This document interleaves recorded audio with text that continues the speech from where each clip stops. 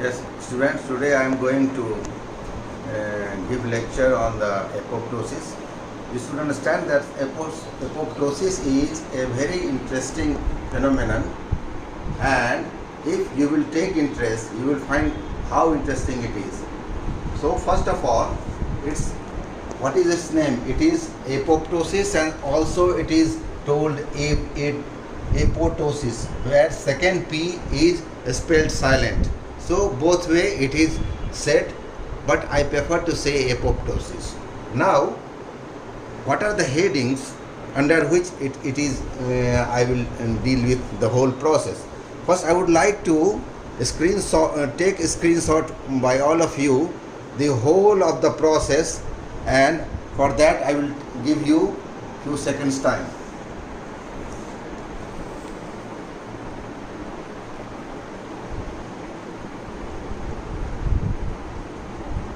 Now, I will deal with different headings under which we have to discuss this process.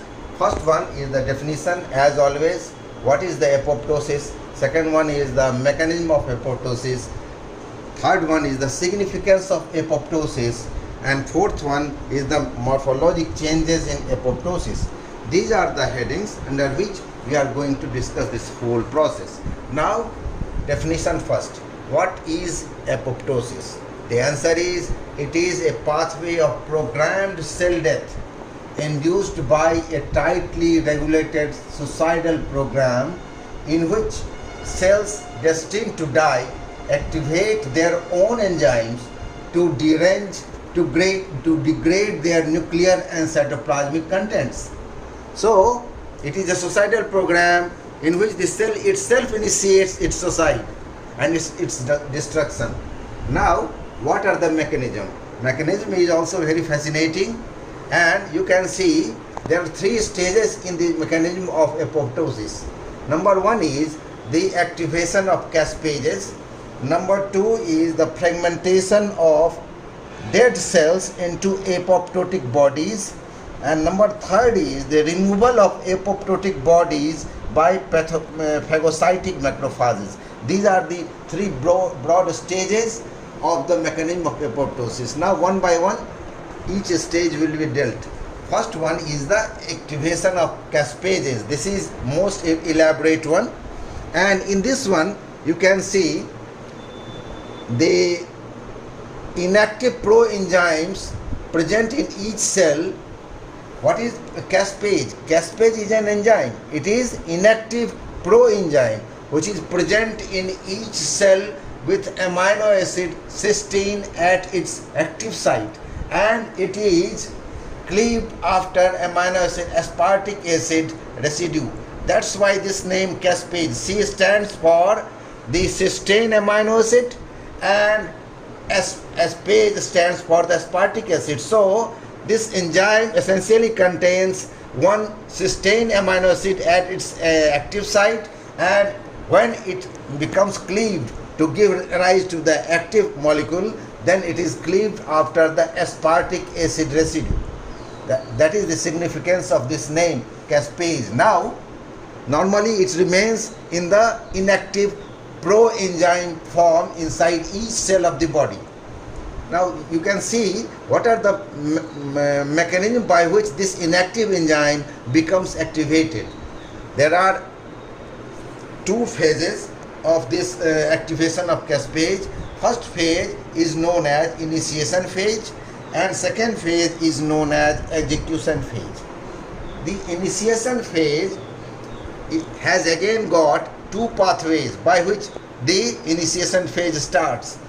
First one is known as intrinsic or mitochondrial pathway, while second one is known as extrinsic or death receptor initiated pathway. We shall deal with first the intrinsic or mitochondrial pathway.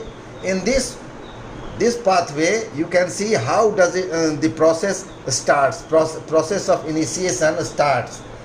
First thing is that when there is lack of survival signals, you have been taught earlier what is meant by the survival signal. Survival signal is, for example, growth factor.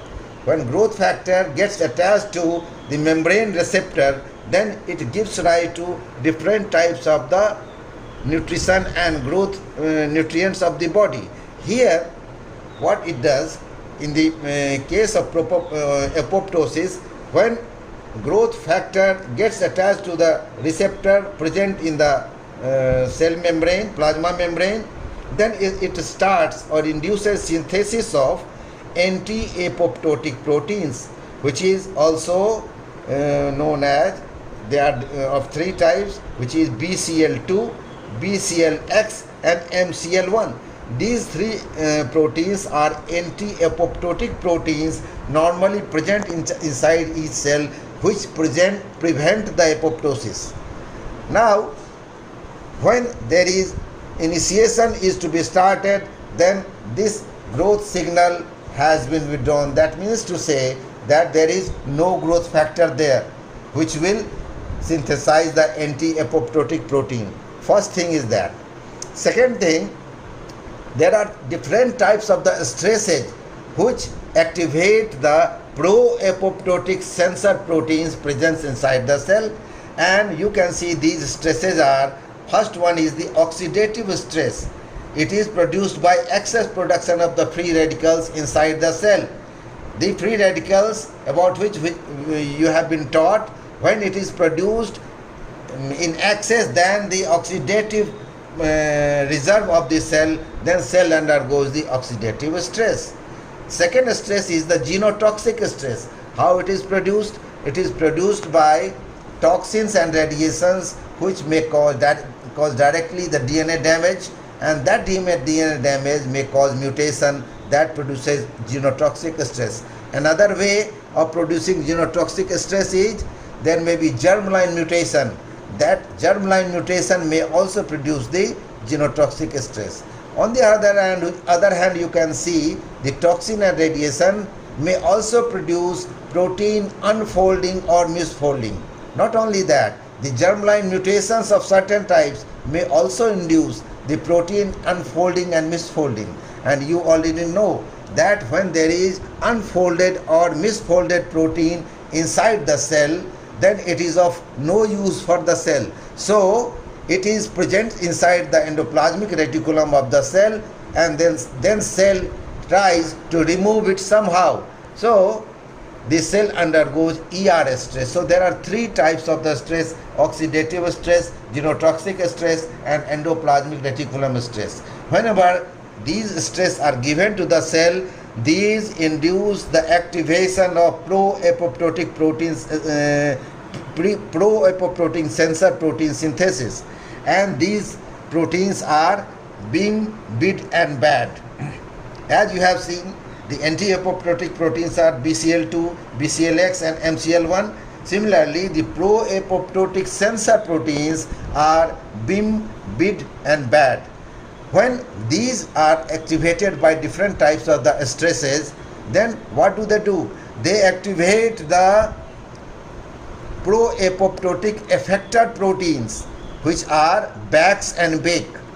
These pro-apoptotic effector proteins, after being activated, they start the process of opening of mitochondrial transition pores, which remain normally closed, and that closure is mediated by the anti-apoptotic proteins. Here you can see these mediate for the closure of these mitochondrial transition pores. You can see these are the mitochondrial transition pores. These remain closed by the action of the anti-apoptotic proteins, that is BCL2, BCLX and MCL1. But on one hand, this has not been synthesized due to the withdrawal of the growth factor. You had already seen. Another point is that when the activation of the pro-apoptotic effector protein occurs, it inhibits the action of these anti-apoptotic proteins whichever are present inside the cytosol. So the closure of the transition pore has been inhibited. Now, what does this effector protein do? It starts the process of opening of the mitochondrial transition pores, and here it is done by the insertion of oligomers. You can see, for example, if it is oligomer, it starts to open this transition port, and here you can see it has opened. Now you already know, you have been taught earlier that the intermembranous space of the mitochondria contains this cytochrome C enzyme. Cytochrome C is present inside between the two membranes of the mitochondrium. Now once the transition port is opened by these effector proteins, then what happens? This cytochrome C present inside the intermembranous space of the mitochondria leaks out into the cytosol. Now this is a very crucial point in the initiation of intrinsic mechanism of the initiation. So this leakage of the cytochrome C protein, they combine with a apoptosis activating factor known as, also in short it is known as APAF1. So these two combine to form the apoptosome. What is apoptosome? It is a wheel-like hexamer, and this apoptosome is responsible for activating inactive initial caspase 9. You must remember that in the internal or mitochondrial, intrinsic or mitochondrial pathway, the caspase which is activated in initiator caspase is caspase number 9. It gets activated into active initiator caspase 9 by the combination of, by the apoptosome, which is produced by the combination of cytochrome C and apoptosis activating factor 1. Now once activated, the activated initial caspase 9 activates the inactive executioner caspase 3 and 4. Again you must remember, the executioner caspase is 3 and 4. Sorry. This inactive executioner caspase 3 and 4 becomes activated into the active executioner caspase, and it is done by the active initiator caspase number 9. Now here you can see what are the check and balance method of the cell. Suppose if the cytochrome C leaks somehow, then the apoptosis will start, and if the cell does not want to die, then also it will have to die. So to check that mechanism, the cell has got one intrinsic inbuilt inhibitory mechanism of this accident, to prevent this accident. For that, what happens? Every cytosol contains cytosolic physiologic inhibitor of caspase, that is known as IAPs, means inhibitor of caspase. So what does it do? If there is in any cytochrome C present inside the cell cytosol, and it has activated the executioner caspase 3 and 4, that will be inhibited by this IAP, that is inhibitor of the caspase. That keeps the check on the unwanted apoptosis of the cell. Now if it is there, then how the process of the apoptosis will start, will proceed?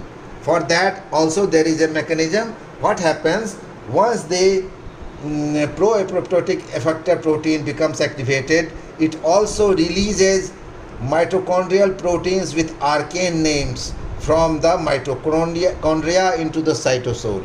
An example of these mitochondrial proteins with arcane names are SMAC and DIBLO. These SMAC and DIBLO inhibit the cytoplasmic physiologic inhibitor of caspase.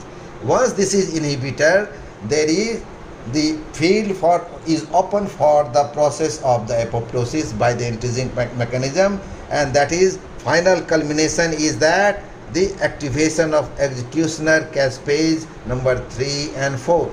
Now this is the final pathway by which up to which the extrinsic mechanism also reaches. That also causes the active executioner caspase, activation of executioner caspase 3 and 4. How? You can see the second mechanism, that is extrinsic or death receptor initiated pathway. Here what happens? Many cells of the body like own cells with self antigen, or tumor cells, or transplant cells, or virus infected cells. All of these contain the Fas receptor. Fas receptor, that is, this is Fas receptor, or it may contain the tumor necrosis factor receptor 1 on their plasma membrane surface. These are present there. And what happens, many lymphocytes, for example T lymphocytes, on their plasma membrane contain ligands, that is known as Fas ligand or tumor necrosis factor. These two, when interact, for example, when these cells which are destined to die, the T lymphocyte come near to these cells, and when the Fas ligand gets attached to the Fas receptor or tumor necrosis factor present on the T lymphocyte, gets attached to the tumor necrosis factor receptor 1, which is represented by the same figure, then what happens? There is aggregation of these three cytoplasmic portion of these receptors become activated, and by that process there is pairing of a protein known as inactive initiator caspase 10. That is known as Fas associated death domain, also known as FAD, FADD.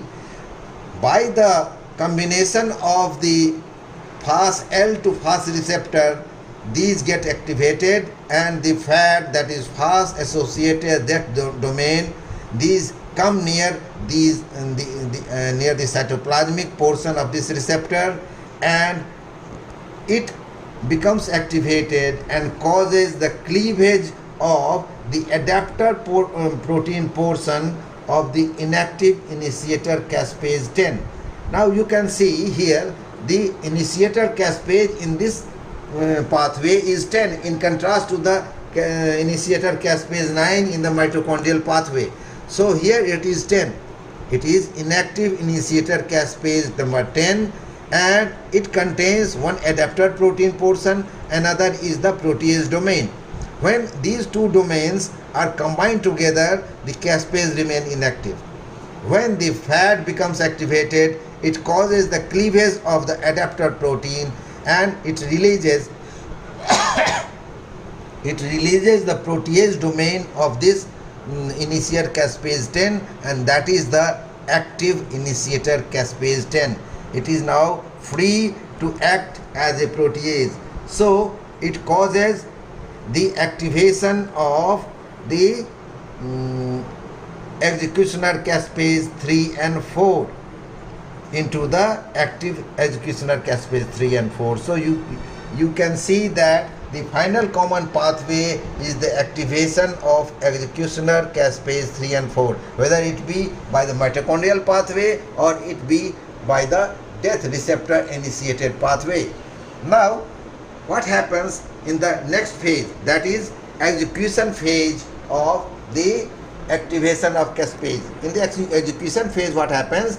The active executioner caspase 3 and 4, they on one hand causes inactivation of inhibitor of DNase by cleavage.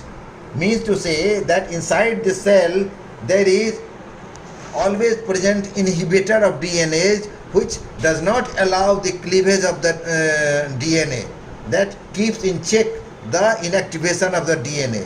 But what does it do? The active executioner caspase, it does the inactivation of the inhibitor of the DNase by the cleavage of that inhibitor, and by that what happens? There is activation of DNase, and DNA causes the DNA breakdown into nucleosome like pieces.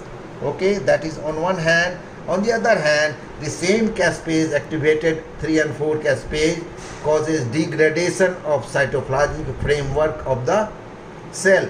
So these things are being done in the execution phase of the apoptosis, and it is the whole activation of the caspase. Next one is phase is known as fragmentation of dead cells into apoptotic bodies. Once these things have been damaged, that is DNA has been broken into pieces and cytoplasmic framework has been destroyed, then now what happens? The cell becomes divided into so many apoptotic bodies. What is the process? Number one, what happens? The phosphatidyl serine, which is normally present on inner plasma membrane leaflet, they flip out to the outer plasma membrane leaflet. And second thing is occurring, that is enlarging plasma membrane bleb pinch off as apoptotic bodies, and each apoptotic body contain tightly packed cytoplasmic organelles. These cytoplasmic organelles are intact, you must remember it, intact cytoplasmic organelles, and it may be with or without nuclear fragment. These things occur in this fragmentation stage. Next stage is once the apoptotic bodies have. Sorry students for the interruption. We were discussing the fragmentation of dead cells into apoptotic bodies, and we have discussed it, how the phosphatidyl serine is flipped out from the inner leaflet to the outer leaflet of the plasma membrane of the dying cell, and the enlarging plasma membrane web, which is pinched off to form the apoptotic bodies, and each apoptotic body contains tightly packed intact cytoplasmic organelles and or nuclear fragments. Now the last stage of this one, that is apoptosis, is the removal of the apoptotic bodies by phagocytic macrophages. Now how does the phagocytic macrophages get attracted towards the apoptotic bodies? It is by the soluble factors which are released by the dying cells and into their surroundings. From that the macrophages get attracted towards the apoptotic bodies, and the macrophages recognize the apoptotic bodies to be phagocytosed by few criteria, few coatings on the cell membrane of the apoptotic bodies. First of all is the phosphatidyl serine, which is present on the outer surface of the plasma membrane of the apoptotic bodies. Second one is the adhesive glycoprotein thrombospondin, which is secreted by the macrophages itself, and it coats the apoptotic bodies. Third one is the complements CIQ, and fourth one is the antibodies. These also coat the apoptotic bodies, and by that the macrophages recognize the apoptotic bodies. Then the surface receptors present on the apoptotic bodies get attached to the plasma membrane. Receptors present on the macrophages get attached to the plasma membrane of the apoptotic bodies, and then it extends around the apoptotic bodies by the pseudopodial movement, so that it engulfs whole the apoptotic bodies into its own cell. After that, the apoptotic bodies are digested and degraded by lysosomal hydrolases of the macrophages itself. In this way, the whole process of the apoptosis is finished. Now, after finishing the mechanism of apoptosis, we shall switch over to the significance of apoptosis. What is the purpose of the apoptosis in the body? There are two significance. One is the physiologic significance, another is the pathologic significance. Physiologic significance is it serves to eliminate aged, unwanted and potentially harmful cells from tissues, and also serves to maintain a steady number of various cells in a tissue. For example, first example is programmed destruction of cells during embryogenesis. Different steps of embryogenesis, for example, implantation, organogenesis, developmental involution and metamorphosis. Second example is involution of hormone-dependent tissues on hormone withdrawal. For example, ovarian follicular and endometrial ataxia occurs after menopause. lactating breast regression occurs after weaning, and the prostatic hypertrophy occurs after castration, that is removal of the testis. So these are the hormone dependent tissues which undergo atrophy, undergo apoptosis and atrophy after withdrawal of the hormone. Sorry. Next example is the cell loss in proliferating cell populations to maintain a constant number, that is homeostasis. For example, epithelial cells in intestinal crypts, B lymphocytes in germinal centers of lymph nodes and spleen, immature lymphocytes in bone marrow and thymus that fail to express useful antigen receptors. Next example is the elimination of potentially harmful self-reactive T lymphocytes before or after their maturation to prevent their reaction against own tissues. And the fifth example is the death of cells that have served their useful purpose. For example, neutrophils and lymphocytes at the end of active and chronic inflammation respectively, and any other cell deprived of survival signal withdrawal. For example, the withdrawal of growth factor, as we have seen in the mechanism. Now, we shall discuss the pathologic significance of apoptosis. Its significance is it serves to eliminate cells which are injured beyond repair, and it is also done with the advantage of that it does not elicit, without eliciting a host reaction or inflammation, thereby limiting collateral tissue damage. What damage we had seen in the case of necrosis, it does not occur here in the apoptosis. For example, cells of parenchymal organs like pancreas, parotid gland and kidney, after obstruction of their ducts, they undergo apoptosis and finally undergo the atrophy. Next is the cells infected by viruses like hepatitis virus, adenovirus, HIV virus. So these are also undergo the apoptosis, as we have seen in the extrinsic pathway of the apoptosis. Cells with DNA damage beyond repair, for example, by the hypoxia, heat, radiation, free radical, cytotoxins, cytotoxic drug exposure, as we have seen in the causes of injury. So, next one is the cells with proteins misfolded or unfolded beyond the cytoprotective mechanism to prevent it. Means to say that cell has got particular cytoprotective mechanism by which it protects the cell from the unfolding or misfolding of protein, and those protective mechanisms are decreased protein translation. Less protein will be translated, so less unfolded protein will be there inside the cell. The increased synthesis of heat shock proteins, also called chaperones. These chaperones are responsible for the folding of the nascent protein. So its synthesis is increased, and activation of the ubiquitin proteasome pathway. Sorry.